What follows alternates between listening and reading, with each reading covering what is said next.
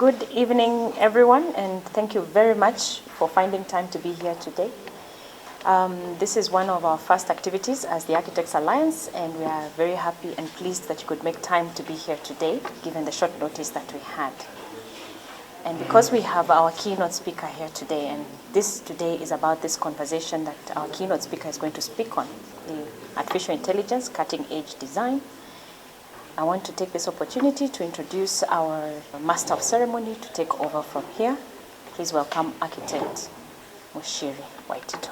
Thank you. I like sitting at the back and watching things happen, but my colleagues decided that since I am the one who made first contact with Architect Yasmin, that I will be the one who will come and MC. So, but then we all know about architects and the last minute. Last minute is when you become most productive. So she's coming here to talk about AI. AI, not the AI you learned about it in agriculture. The AI, artificial intelligence, and this is it's quite a new thing.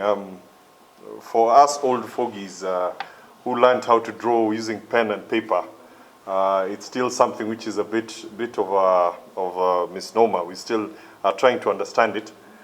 And there are all these sorts of thinking around it. Ole Soyinka called it that it's not exactly artificial intelligence.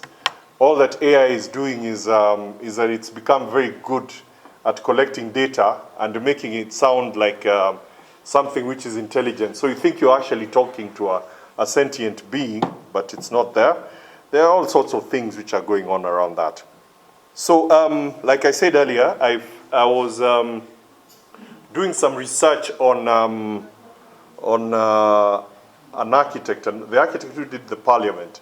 His name is Amias Cornell. And as I was digging deep, I found that a lot of research had been done on Nairobi architecture, and I got into this rabbit hole, and as I was going through, I find that the person who had actually authored that article was none other than Yasmin.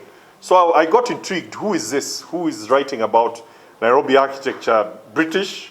UK? No. How can this be?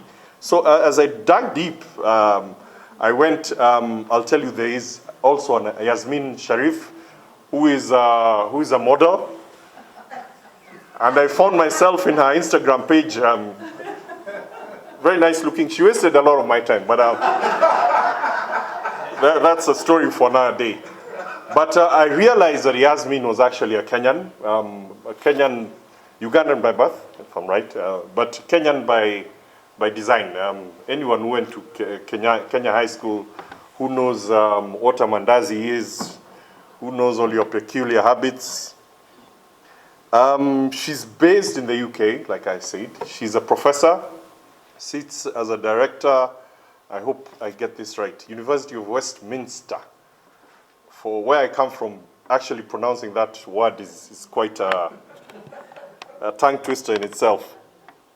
But what made me interesting is the passion she shows for the social sciences.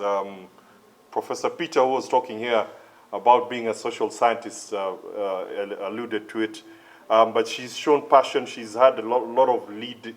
She has a lot of opinions on women architects. Sylvia, you'll sit next to her. She's not as polite as she looks. She has some very hard-hitting statements on social media. And I got to know green architecture, things like those. So as we bring her here, these are things that as architects, seasoned architects, we also want to learn from her and to know how we are. I could go on and on, as you guys know. So I'll just let her come and talk for herself and tell us a few things. So a round of applause for our guest speaker today, Architect Yasmin Shariff. Well, Asante Sana. I don't know how to follow all of that.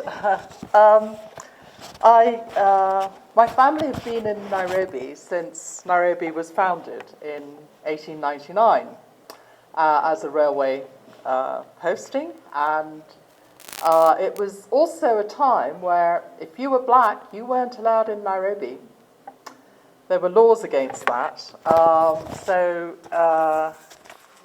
I'm going to be very political in my talk because architecture is politics, and the Architecture Alliance have a very powerful opportunity to help move things along so that architects can make a meaningful contribution in a way that is very difficult all over the world. So I'm not just talking about Kenyan issues. These issues are just as alive and difficult in Britain as they are here. So if you're talking about affordable housing, if you're talking about racism, if you're talking about sexism, we've got it all in Britain. And in many ways, I think because those things are recognised more here, that it's better because you can deal with things when you admit them, but when you don't admit them, it's much more difficult. So whilst I was born in Uganda, both my grandparents were born here.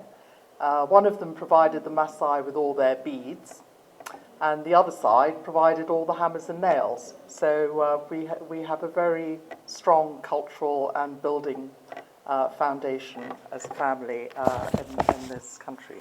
I grew up here. I went to Westlands Primary School, went to Kenya High School, and then I was sent off to England to go and study architecture. And I met my husband, and I didn't get back because I couldn't persuade him to come and practice here. But while I was here, before I went off to England, I spent a month in Triad's office, and Tim Volkart was running the office there with David Bristow. And I think I knew Amias Connell through my parents, I can't remember, but when I went to England and I needed to do my year out, I got in touch with Amias, and he very generously enabled me to do my year out with Triad in London. So I've worked with Amias, and my husband, who was an architect, was actually a tutor at the AA and has written a lot about modern architecture. He brought out 2 books on Amias Connell, Ward and Lucas, and they were very radical modern architects in Britain. And when I first went to Britain, and I went to the AA, and there was all the lectures on modern architecture, I thought, this is normal. What on earth are they all going on about? Not realising, actually, how special our modern architecture heritage is here. And it isn't only Amias Connell. Idris Davis was also an amazing architect. A lot of those buildings that they designed are now being taken down, but we have an amazing heritage. Ernst May is another person who was the Frankfurt architect, who's also done some amazing buildings like Kenwood House. But what I thought I would talk about today is AI, and I'm very heartened that the sentiments that have been voiced about AI are ones that I'm also going to repeat. It isn't the answer to the future. It's a tool. It's like a calculator. It only gives out what is put in. And what is put in is very prejudicial. And the reason it's very prejudicial is because our history and our culture is very biased. And therefore, AI is very biased. And if we're not aware of those biases, then we will fall in the trap of repeating those prejudices. And our prejudices really stem from empire, whether it's the British, the Dutch, the German. If you were not white, then you were dehumanized. The worst situation was obviously the transatlantic slave trade. And if you're a woman, then, what would you know? And as late as 1956, when there was an exhibition in Belgium, they actually had a cage where they brought people from Africa and exhibited them like you would animals in a zoo. That's 1956. That's not that long ago. So we have a lot of entrenched attitudes that we have to overcome one way or another. And if we admit they're not there, I don't think we can overcome them.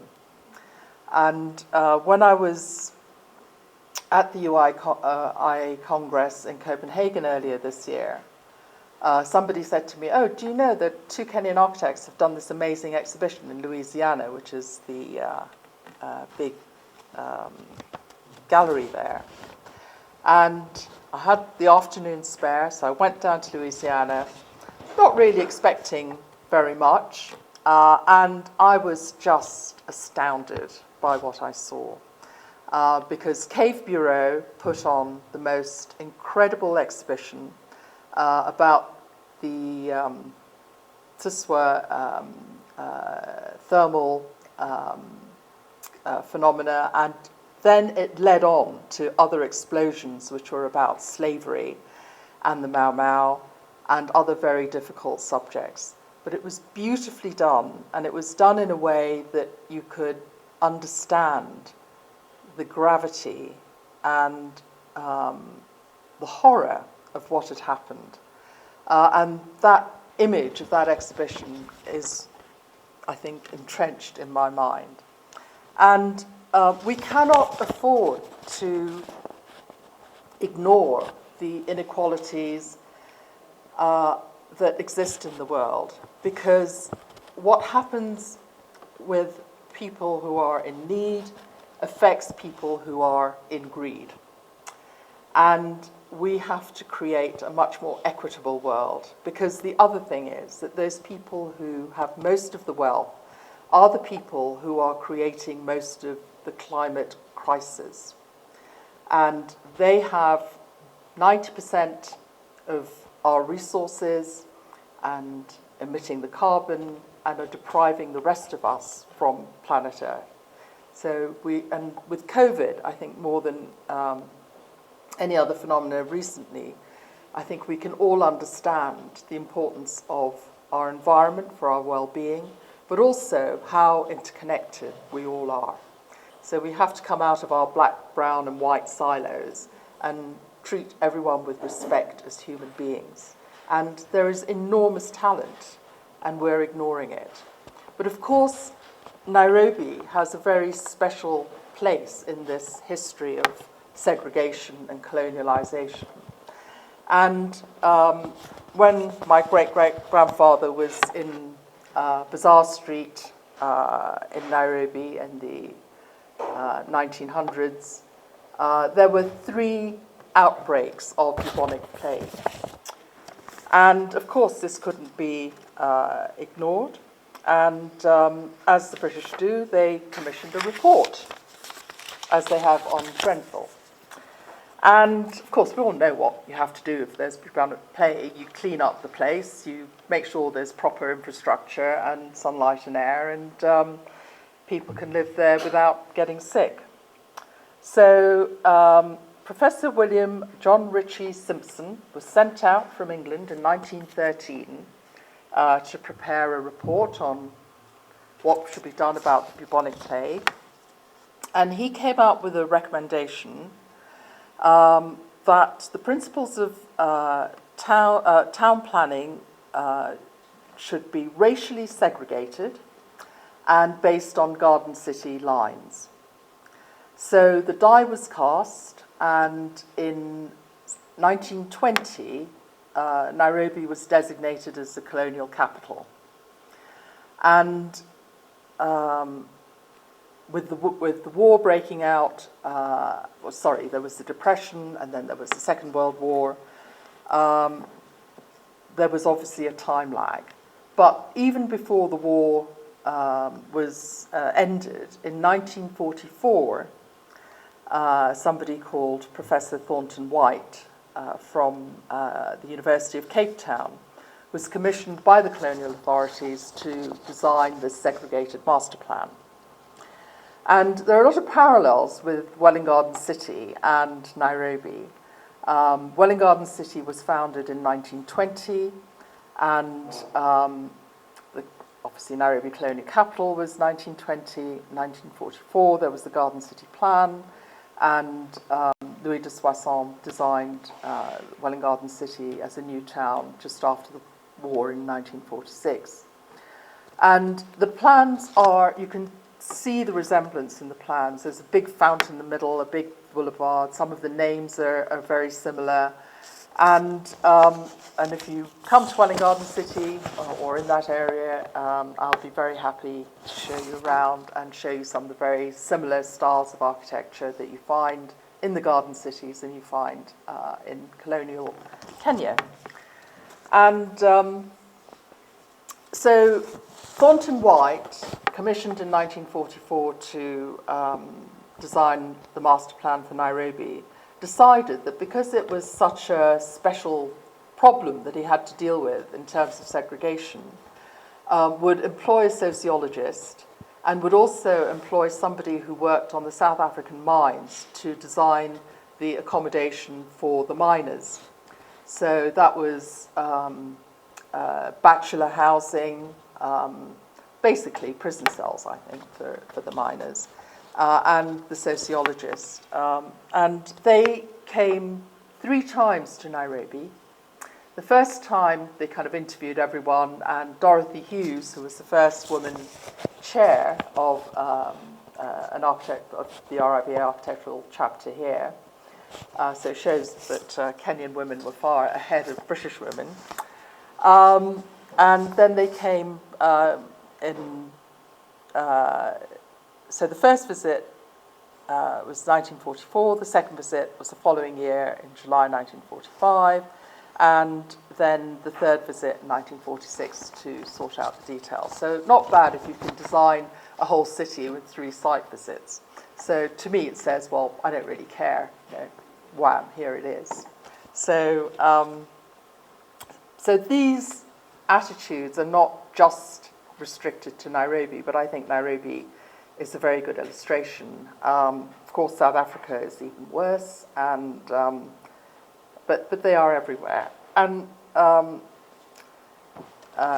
this George Floyd moment I photographed in the Barbican just, I suppose, in June or July earlier this year.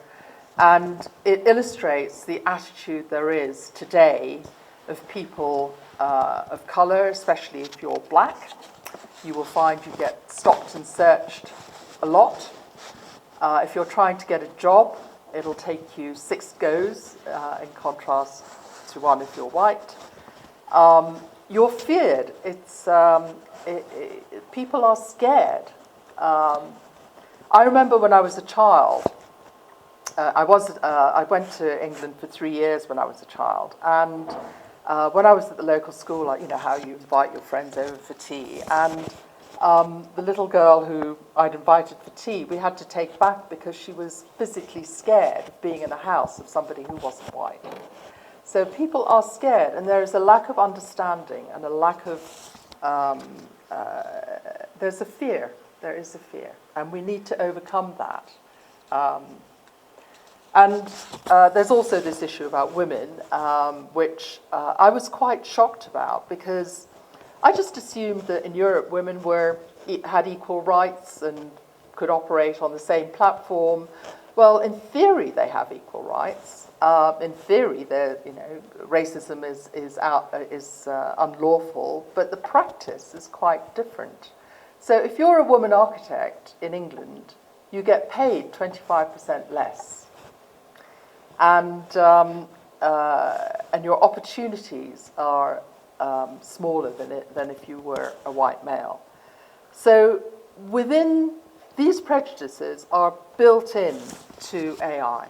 So if you're using AI, you need to use it intelligently. And it is very useful. There are all sorts of things that AI that we can use in designs. But the 2 projects that I'd like to share with you today are ones that won categories. One won the overall category, the school, and the refugee centre is one that won its own category. So these were presented at the World Architecture Festival in Singapore in November, and I was very lucky in being invited as a judge. Not sure why the graphics have gone slightly wrong, but anyhow.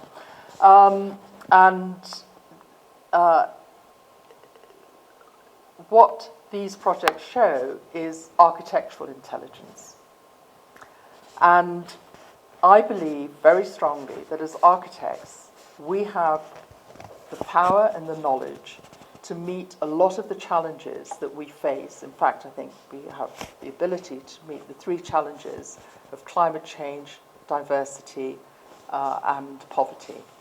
And we design the front door. We design how people can meet in social spaces. We can segregate or unsegregate. We have that power. But without politics, we can't exercise that power. So the important lesson, I believe, from both of these projects is that they were done in parallel with the government, with the local authority. Neither of these projects would have been possible if the government authorities hadn't been on board. And this didn't just happen. This wasn't some inspired person in government just suddenly saying, yep, I think you're really good designers, please go ahead, here's the check, off you go. I don't believe these projects work like that. It was a question of building up a community, building up the brief, building trust, trying things out, and doing something quite special. I couldn't get a better plan, but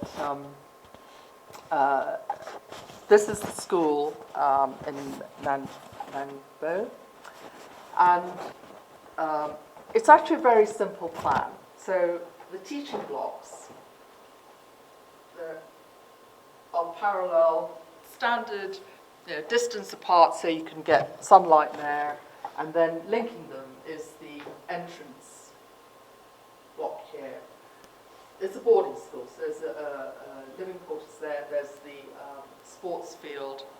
And so it could have been a really boring standard school.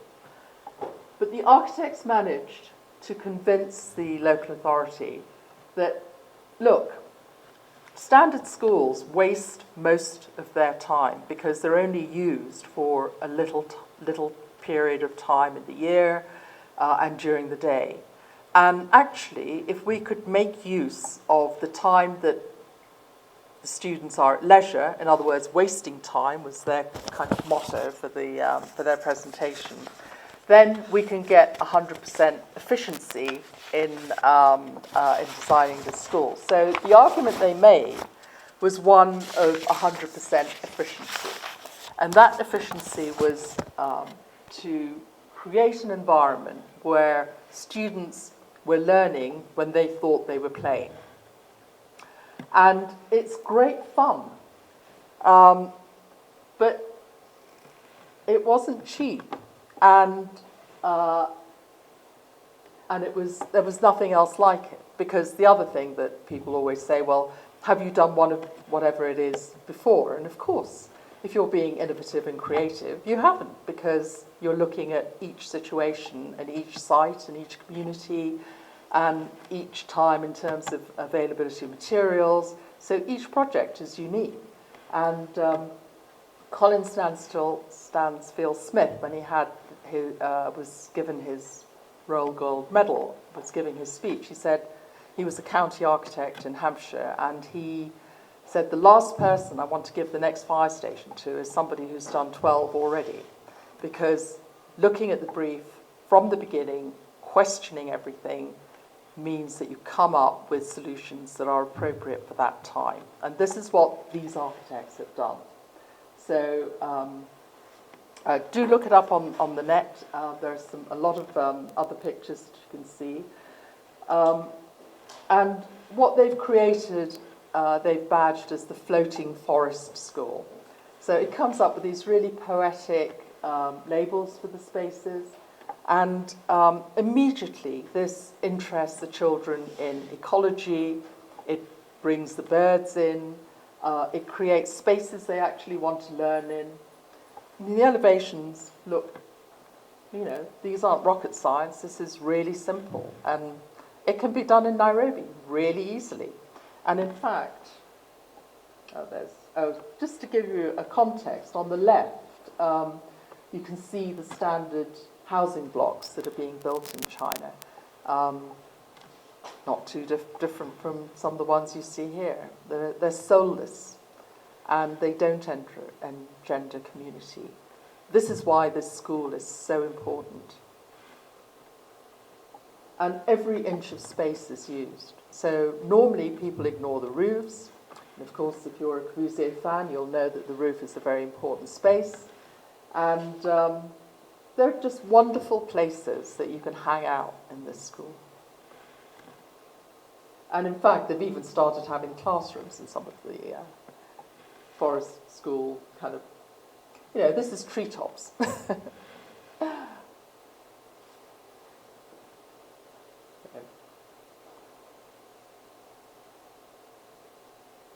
But we've done it here. So Amias Connell, in the Archon Hospital, the ramps that go up to the operating theatres are all in the open air. At least they were when they were first built. I don't know if they still are. And this is a very old picture, but I know that that void was covered with hanging plants and things. And I have a vivid memory when I was, I think, 4, going up to have my tonsils out. And, you know, you're going through this forest, and then before you know it, you've got your anaesthetic, and you know, you're out. And tonsils too. But there are lots of precedents in Nairobi. I found out that the Delamere flats that Ernst May designed have Frankfurt kitchens. Well, those Frankfurt kitchens predate anything I know in Britain. So we're way ahead there, and I think we have, I know we have the talent. We've just got to do it. And the second project that I'd like to showcase is a refugee centre. And the reason I'd like to showcase it is not only because it's such a brilliant design, but because it's the work of one architect who wanted to do something. And it can be very overwhelming and daunting when people say, well, you know, you can do it. It's really easy. Just go and do it. And you think, oh, well, my God, where do I start? And I don't know. I believe if you really feel about something, you go out there and, yeah, you may get 10 no's, but I think you'll get 1 yes at least. And it is a matter of getting confidence, getting people on your side, and really wanting to make a difference. And this is what this architect has done. So, as we all know, the Syrian refugee crisis was one of the worst that we've experienced this century, and Gaza is, of course, another one that's happening as we speak. And the standard solution are these dreadful tents, and I think they are dehumanizing and disempowering and make people feel helpless. And the political crisis was then followed in 2003 by an earthquake where you had over 100,000 people displaced, and many of them came into this refugee camp that was designed by Studio Cho. And this is the architect, and you're probably wondering, why have I put those soft toys up on the screen? Well, the refugee camp is actually financed by those soft toys. So they got some seed funding from the Taiwan government, and they were able to play football, get together, and refugee camps have to be temporary buildings. You can't build permanent buildings. So they created this very clever system of using the sort of highway concrete barriers and metal sheeting to create these shelters. And you can see here, just look up the figures for this. So as a result of the refugee crisis, this little village in Turkey, this is in Turkey, in Reyhani, it grew from 120,000 to 270,000 people, so more than doubled.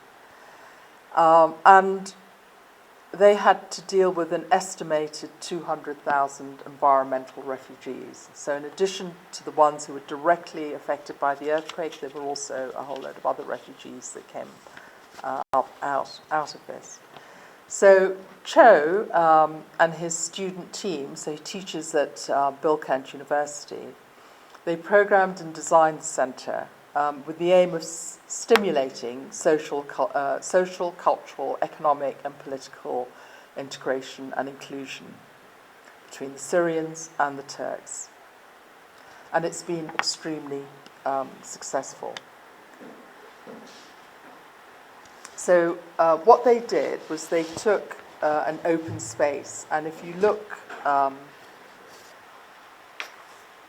the rear, you'll see there's an equivalent open space there. So it's a similar space there. And of course, the neighbours were very much against it because they didn't want a whole load of refugees in their backyard.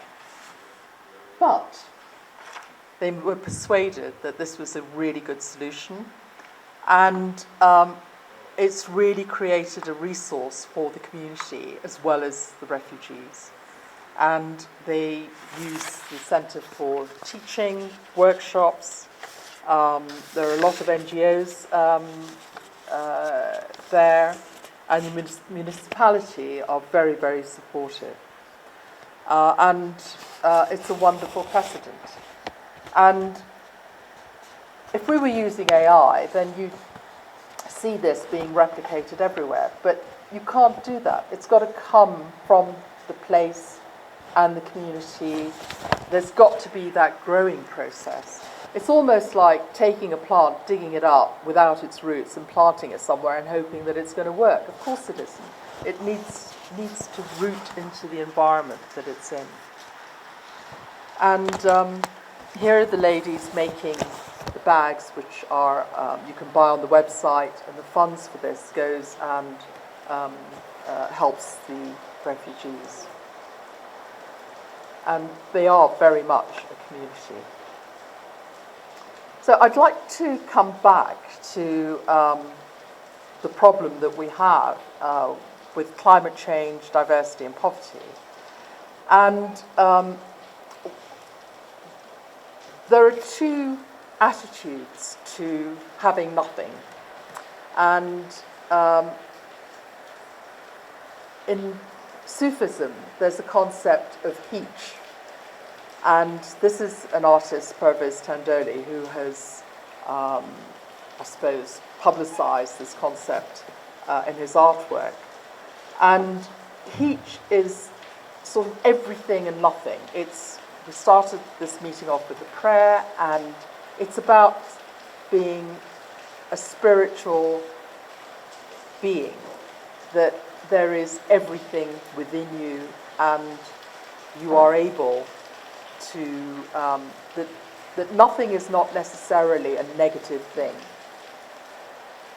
But in European culture, I mean, the very word nothing, naught, is negative. It's to do with poverty. It's to do with... so the legend that I've superimposed is one from the Charles Booth's map. So in England, in London, in the Victorian era, 10% of the population owned 90% of the wealth. And the attitude was that people are poor because they're lazy or they're stupid. and that you can't just give people money because they'll just waste it on, I don't know, drink or whatever. And these attitudes are even on the poverty maps that were created. And the poverty they found was even greater than the poverty they envisaged. So if you look on the legend, it says the lowest class are vicious and semi-criminal. So that's the attitude. So how can you help people out of poverty if you think they're criminals? It's really not possible.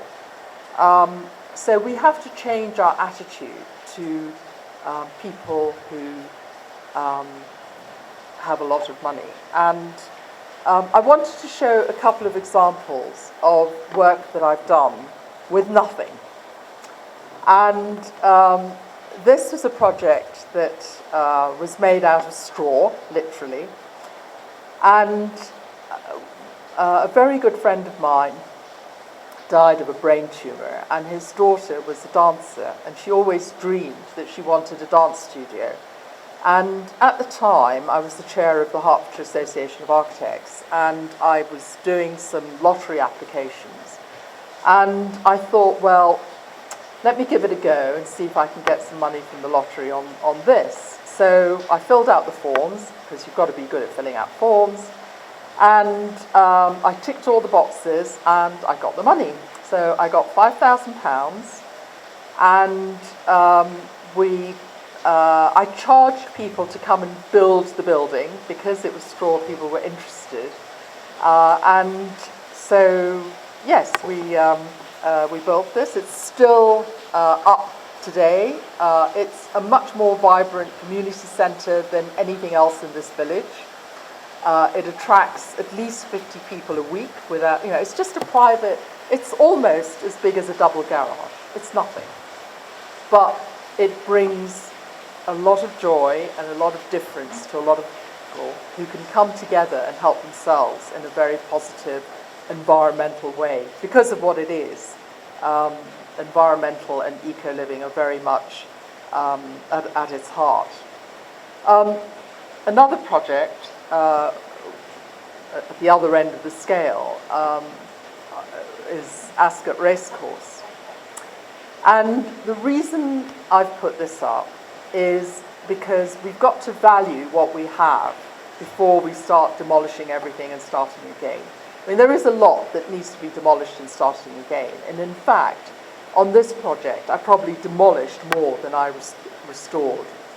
And the other thing is that Nairobi has a great addiction which you as architects need to overcome, and that's the addiction to concrete and cement. And there are some very exciting developments happening with timber and bamboo, and it would be wonderful to start seeing some of that here. At Ascot, people had repaired brickwork which was very soft and Victorian with cement mortar, and that was a disaster because what happened was that the soft bricks just started eroding. And so you've got to know what you're dealing with. I love lime, so if you use lime, you can't go wrong. And this has all been extremely successful. So value what you have, even if it's colonial. What can I say? There are attempts to include people who've been excluded. And around the time I was building the straw structure, the East of England Development Agency, I'd written an article against building in the green belt because obviously preserving our green spaces is really important. And the government, there were all sorts of moves to expand some of, it was west of Stevenage, and because I'd written that article, somebody said, oh look, these are the application forms, please can you apply to be a non-executive director of the East of England Development Agency. Well, no one had heard of the East of England because it was a new entity that was set up because of EU funding. And so I said to the people who were interviewing me, I said, there are only two things I want to do. One is an eco-housing scheme, and the other one is a landmark. And so they said, well, we don't know if we can do a landmark. We don't have enough money. I said, well, if you don't have enough money, let's do an ideas competition, which is exactly what we did. And this ideas competition generated over £68 million of publicity for them. And it put them on the mark. It gave them more hits on that website than they had on anything else. And so this idea came out of the fact that they didn't have any money.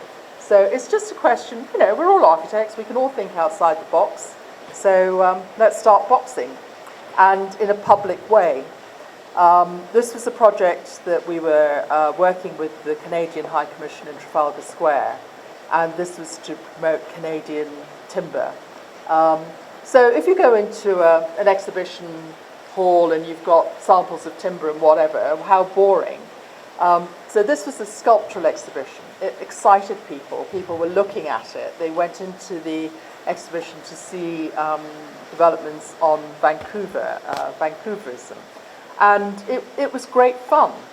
And of course, you've got an expert here who knows how to make very serious issues great, very engaging. And so that was my little attempt. I should say you can't teach a hungry child, but the child seems to have knocked off the presentation. But you can't teach a hungry anybody. The British government had a scheme called Schools for the Future to renew schools throughout Britain. And what they, and I was part of an academy group that was building about 14 of these. And just like the Chinese scheme that I showed, I was very anxious that the school should be a public asset. It shouldn't just be something locked behind gates. It's public money, sports facilities, and all the other facilities should be designed so that they are available. And the great kind of paranoia there is about making schools and public buildings public is the fear of children being molested, or I don't know. But they're all supervised. I don't understand why there is that paranoia. But in any case, this was an example of a school where I set up community talks. We got the community engaged. I managed to get some more money out of the government to make it a much more public building. So they run nutrition classes. The library that you see on the bottom middle left is available to the local community. There's broadband available. And they still put the fences up, but guess what? The kids broke in and they go and play on the pitches in the holidays anyway. Good for them. And just finally, I'd just like to end with a few things about the climate crisis and where I think, as architects, architectural intelligence can really make a difference. And most of the carbon per capita, you can see, because of COVID, has been going down on most of the main countries, with the exception of Britain, who've written some really good reports on how they're going to achieve net zero, but the statistics speak for themselves. And we are in a mindset of suburbia, and the reason why the American carbon per capita is so high is because they are in suburbia. Outside the cities, most American developments are suburban, and that is a disaster because the infrastructure required for suburbia means that we are doomed. We cannot live on one planet if we're going to live as suburban animals.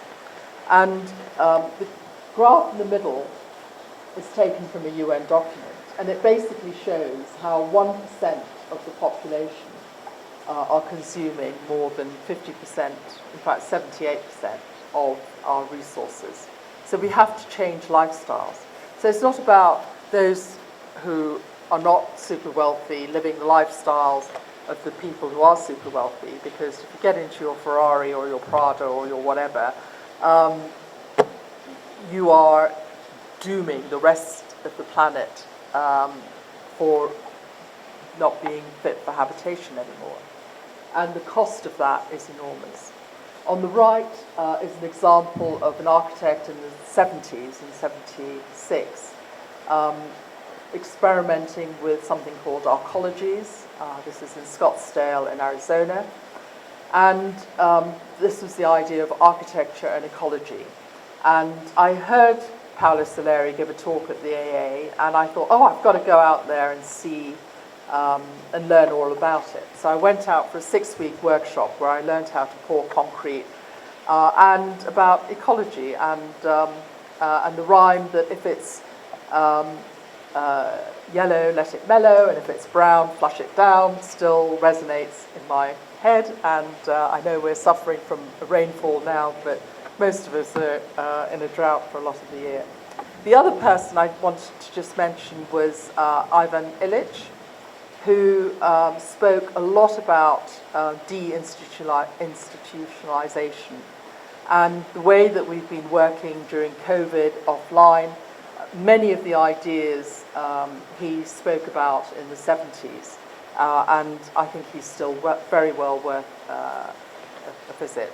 So I'm going to end with a little challenge to all of you, and I hope that next year when I come, that I'll be able to see some of your architectural ingenuity in Kenya. Thank you very much. I can tell you guys didn't take lunch. Can we have a better round of applause?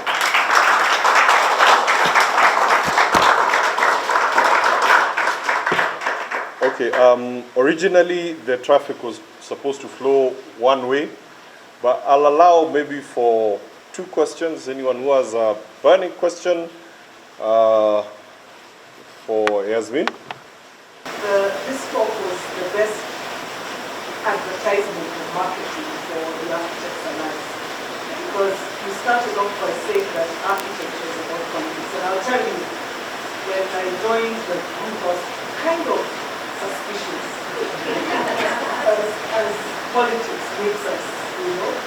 But I think for me, the comment is that it has challenged me to think that maybe the reason we're in the trenches and not making a bigger impact is that idea of architectural intelligence growing from community. You know, the 2 projects that you showed, the thing that has come out is it's really about community, and it's really about, you said politics. I think that definition of politics is clear. It's about community, and it's about networks, and it's about, there's something else you said, and I moved to the ground. So I just wanted to say thank you, and I think this is should be the best marketing for what TA is trying to achieve, and hopefully because of that we'll be able to take up the challenge of the field. So thank you, that was my comment. Thank you. Pleasure. Yes. Thank you. Thank you very much. For me, this is the kind of discourse that I enjoy, and Rita knows that I like this kind of thing. Now, yesterday I was it yesterday? Yes. Or Tuesday? Yes. Tuesday. No, yesterday was something different. Tuesday I was in a workshop the whole day with something that we are trying to create. It's not yet materialized. We are thinking in terms of, we are calling it UVG. UVG, United Village Global. And if you hear that terminology, you might imagine what I'm thinking about, what you're talking about here. Because in this conversation of climate change, renewable energy, and the original conversation about architects being left behind by many other professions. We need to be in that conversation so that we can provide solutions, because we are the ones who are trained to provide solutions. And we are beginning to think within this climate change agenda and the resources that are being discussed therein, can we transform villages? And can we apply AI to transform villages in a unique way? And we are beginning to think in terms of ourselves as villagers governing the village. That's a challenge I want to leave you with. Villagers governing the village. Can we think village, plan villages, design villages, and create solutions which are unique to villages so that they are owned by the communities? And then I just came here to request if I can invite you to that conversation. We are even trying to find a council of advisors, an advisory council. So some of these things are likely to, I'm thinking that we can enrich that conversation and transform villages, as it were. Villagers governing villages, no, thinking village and governing villages. Think about that. Thank you. Juma, please say, you didn't introduce yourself, please. Oh, my name is Juma, Evans Juma, architect. I'm a member of faculty at the School of Architecture and Building Sciences, JKUAT, Jomo Kenyatta University of Agriculture and Technology. But I also practice under OJ Associates. Besides the very many things you can hear about me being a villager, governing a village, and thinking village. And more recently, I'm also been incorporated in a quasi-judicial process where we adjudicate urban planning issues. We all decisions of planning authorities. When we talk about planning authorities under the Physical and Land Use Planning Act, those who practice in this country will know what a planning authority is. Those who give you permits to develop or enforce orders if you are not following those plans, or if you are doing something without the plans. But also if you have neighborhood associations, villagers in the village, a big village of Nairobi, who object to development frivolously, all those decisions can be brought to our committee for adjudication, and we have a diverse grouping of professionals, and we always look at it objectively, and our decisions are registered at the High Court. So it means you cannot go anywhere else. After we register our decision, you can only go to the Supreme Court. And the costs therein are very prohibitive. So please, I welcome all of you to participate, and I think we shall share some more about experiences elsewhere so that we enrich all these processes. The only difference in terms of village and thinking village or otherwise is that for some time when we have been sitting, all appeals have come from, I've told some of those who have been with me, have come from west of Nairobi. Does it mean that the villages in the east of Nairobi have no complaints about planning decisions, enforcements, or others? Or do they know their rights? Or can you plan for hungry people?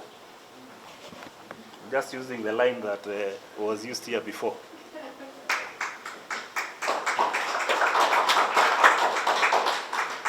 Well, thank you. I think there are some very good precedents for villages looking after villages themselves.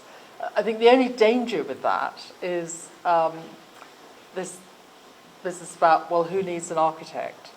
And it's rather like doing heart surgery without a heart surgeon. And yeah, you've got a manual and you'll cut and go according to the design codes or whatever, but that is not, those two schemes I've shown you would never have come about unless you had architectural ingenuity and intelligence. Because as we all know, architects work on a social, cultural and environmental platform all at once. And the danger we face with planning consents is, firstly, my experience is that most planners don't know anything about architecture. And I thought I'd only get that applause in England, but and it's unfair for people who haven't been trained as architects, who have never put up a building in their life, who've never worked on a community project, to be asked to do something that they are not knowledgeable about. So we shouldn't put them in that position. And the second thing is that architects have also been de-skilled. We are, I think, hardly better than external decorators now. And if we are to upskill ourselves, we have to get political and technical and social and all of those aspects in a much more intelligent way. And we can't afford not to, because I believe very strongly that the crisis of climate change can only be solved by architectural intelligence, and it's not going to come through AI. AI will tell you how many acres of solar panels you need, or how the building should be orientated and whatever, but to put it all together, you need somebody who has the skill and the ingenuity to do that, as we've seen from the winning schemes. So good evening. My name is Kaho Kenyanjui. I'm an architect. First, thank you very much for your fantastic talk. My question, probably an observation, is in terms of design using AI. There's probably this best case scenario, and there's what is on the ground. And there's maybe budgetary constraints, time constraints, societal issues, which, as he said, probably people maybe in the eastern villages of Nairobi used to things that work, and they're not interested maybe going a bit further to things that are better, that would suit them better. So my question was, where do you strike the balance between such fantastic work, what you've shown us, which is probably best case scenario, and maybe what can be done with time, societal and budgetary constraints? Yes. Of course. We've always got budgetary time and people the politics that we've got to weave through. And I believe it's our skill as good architects to meet those challenges. And the projects I've shown you are ones that I've personally dealt with. And it's not rocket science. You've just got to be very awkward and very persuasive. My name is Vicky Karuga. I caught a bit of the presentation, was really amazed by what you shared. I'd like to know from your opinion, also being, I think you also lecture, what would be something, Hamski? Okay, so I would like to know from your opinion, especially from the perspective of what we're teaching and telling the younger architects, what do you think in terms of, maybe not just curriculum, but methodology would be effective in maybe stopping this de-skilling that you're saying and possibly putting us back onto the landscape that we belong? So there are two things. I think one of them is actually having them get real experience in an architect's office. So one of the programs I ran at Westminster is work experience for a week. They're now running it for 2 weeks. And the students before the work experience were completely different from the students after the work experience. It takes a lot of time, energy, but it can be easily orchestrated. So I think that's really important. The other side of it is that here, I think you've got an enormous potential of doing real projects and helping communities. It doesn't have to be theoretical. You can go out and do it. And I would really strongly encourage that. Thank you very much for a wonderful presentation. I was curious about, your personal experience from being born in Uganda. And, my name is Emmanuel Gono, architect, and a member of the Architects Alliance. Thank you very much for the presentation. It was, in some areas, completely mind-blowing. What you were able to do with nothing was particularly interesting because we have a lot of nothing here in Kenya. So we know that we'll have a lot more to do going forward.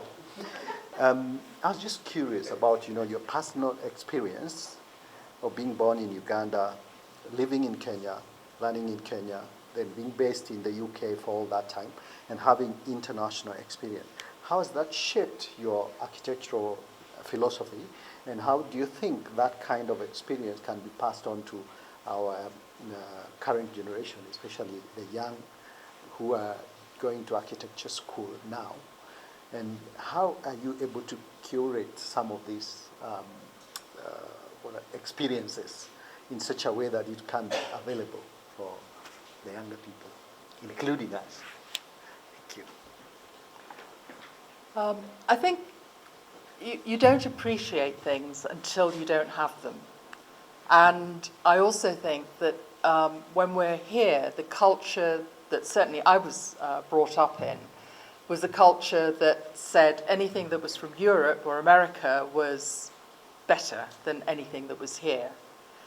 But my experience and the research I've done is that actually Nairobi had more modern buildings that were of a much higher caliber than things I've seen in Europe. We're on the same level, but it's not recognized because it's in Africa. So the cultural racism I compare with misogyny, that when you're a woman, people don't see you, they don't hear you, you're not there. And it is my experience in Britain, which is probably why I shout quite a lot sometimes. But here, it was completely the opposite. When I was at Kenya High School, I didn't feel any misogyny. I felt I was on an equal platform as anybody else. And in fact, I almost got expelled because I wouldn't polish shoes of the white sixth former, is another matter. But I felt confident enough. Kenya High School gave me the confidence to make me feel as if I could stand on the platform anywhere. The downside is you put your head above the parapet and you get it kicked in. That also happens. But, hey, you just stand up and get on with it again. And but internationally, we have amazing buildings in Kenya. We have an amazing environment in Kenya.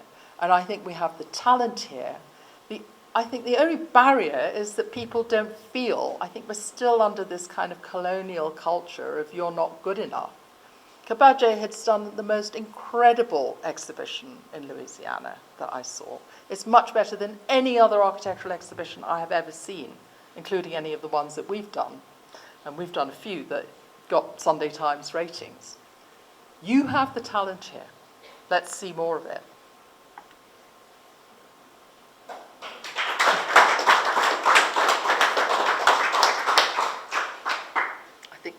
That's it, yes. So, please, another round of applause.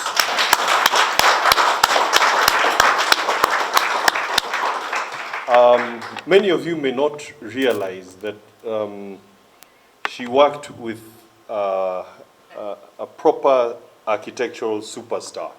Amias was, he was actually one of the original star architects in the world. both from the UK. He's the guy who did the parliament. Vicky, I have beef with you. There's something she's sitting on which I wrote, but this guy was thinking modern. He used to go there and laugh at the UK architects. He did a building which is a national monument today, a residence actually, in the UK. And this was being done here in the 40s, 50s, all the way till the 60s. And Nairobi was actually a hub for a lot. This is where they came to experiment a lot on the modern architecture. A lot of these are being put down. They're in Parklands, in Roslyn. They're being slowly brought down. We're losing a lot of the heritage that we had. And these are part of the conversations that we need to be having. Juma, you're not a villager. I know where you're born. Rita, we are, unfortunately, when you present yourself, anything new will always be viewed from the lenses of the people who are judging you. This was never about politics. Politics, we find ourselves in politics because we have to go and play at the game of the resource mobilization, and we want to change a lot of things. So if it is viewed as politics, unfortunately, then unfortunately, that is not. This is what we are here for. Having been an architect, you guys know how long I've been practicing, but to see that you can design something with straw changes a lot of that perspective. What are we doing with ourselves? How can we then start giving back? Why are we designing schools the same way? There's a lot of conversations we can have. And standing here, I felt very humbled that, Yasmin, that you have actually come to share your wisdom, to share your life story, share a lot about yourself. Very, very humbled. So I'll ask everyone to stand up and give a final round of applause.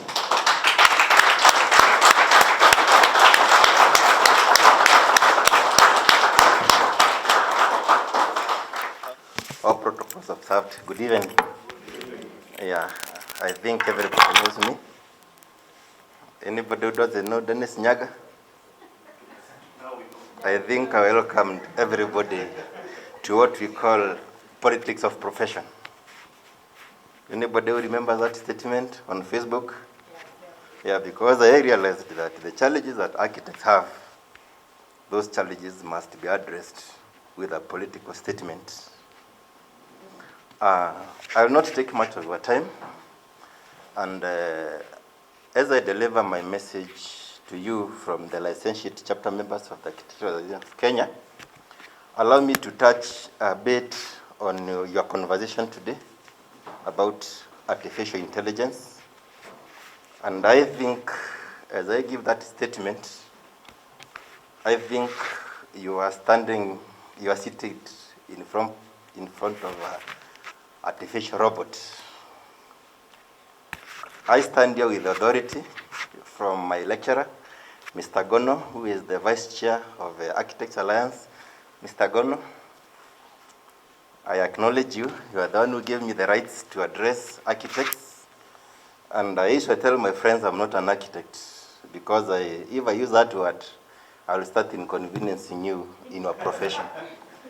But along the chain of the laws of architecture, I found my space as a licentiate when I was a student of Mr. Gono. That's when I started researching about architecture in Kenya. And I knew that since I can never go the Borax way, I know I can rise through the Architectural Association of Kenya from a student member to become a licentiate member, a journey that took me 15 years patiently. But as I address your speech today, allow me to say I was one of the first guys who started ArchiCAD softwares. And I have one. If you have never seen ArchiCAD 6, I have that software. I bought it in 2005. And I hold it dear because it was one of the softwares of my first computer. And I've risen through the chain of ArchiCAD to now CAD 25. So I know all those CAD softwares, how they came and what they do. allow me also to say that apart from being a licentiate member, I also did technical drawing in high school. Yeah. So when you talk about AI, I would like you to request all of us to think about technicians, licentiates, and technologists, because these are the people who interface with your computers every day. They are the ones who even know which other software is coming up, and they even know that there will be AI with the quantum computers. They're researching on it. I think we'll need those documentations to read about. So I stand here to deliver a message from the licentiate, and they are very proud that they thought that they would fight this battle alone with a very powerful body around us. But we pride ourselves that architecture finally found a space in its profession by having a voice, and that voice is the Architects Alliance.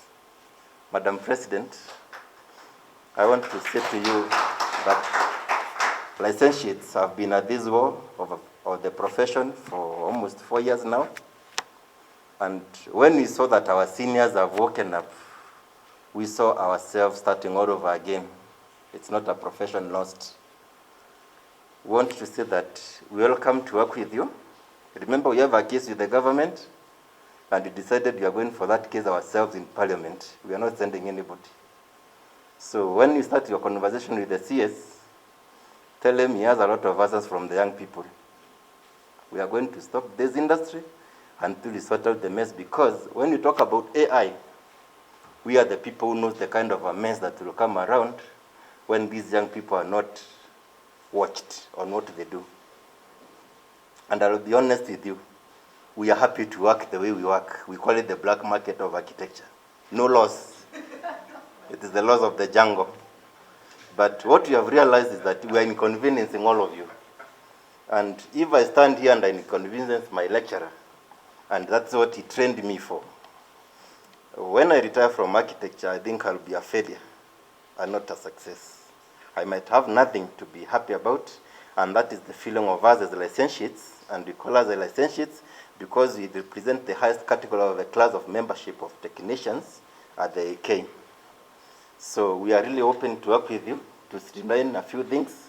They are not much. It's just that all the laws that are around architects have been tightened, or the laws that govern architects has been dormant since the introduction of architecture in this country decades ago. So as we look forward into the future of AI, as licentiate members, we are concerned that the profession is dormant. Everybody is revising laws, NEMA, NCA, city council, county government, national government, urban planning, housing. But one law is dormant, and that's the law of architects. And what is our concern is that in all these professions, only an architect has 2 degrees. Is it right or is it wrong? Is it right or is it wrong? You have 2 degrees, right? You got one in third year and then one in 6th year, and you also did an exam. Oh, I did only one. These days you were 6 years. Yes, but nowadays I think there are 2, Bachelor of Science and Bachelor of Architecture, and another exam. What we realize, because for us as the licentiate, we study models. And when we study the model of architecture, we realize that those people who could not make it to the ADD, they are the ones who decided to cage us as architects, so that they can take our cake and leave us out there. Allow me to end there. I think we'll be having more discussions. And when it calls for talking, because you have serious questions to ask around, I think licentiates are really looking forward to that day. We want the government of Kenya to answer us a few questions. Thank you very much. And when you talk about AI, don't forget the regulations to govern us. We will be dealing with robots when that time comes. Asanteni sana. We are honored to have had you here with us as our guests. We are delighted, and we exist for this purpose of bringing leaders together to discuss difficult issues.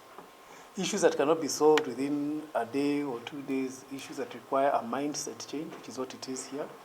And we are hoping and praying that you will understand what my professor, who is the Vice Chancellor, told us, that it only takes 2 or 3% of our community to transform everything. You don't have to be many. So at ILU, we like small numbers, because small numbers is where things happen. So thank you for blessing us with your presence. Allow us to stand and finish with the word of prayer.